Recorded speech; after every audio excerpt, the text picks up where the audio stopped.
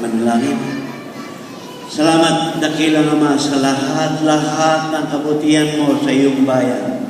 Sa pag-ibig na hindi maubos, sa pagpapala, sa buhay, lakas na aming tinatanggap galing sa aming Diyos na mapagmahal. Maraming salamat, Ama, sa karapatan na maibalik namin ang iyong pag-aari ng mga offering nito at ang tayo. Salamat, Panginoon. Pagpalain ang salapi ito sa iyong gawain sa pangalan ni Jesus. Amen.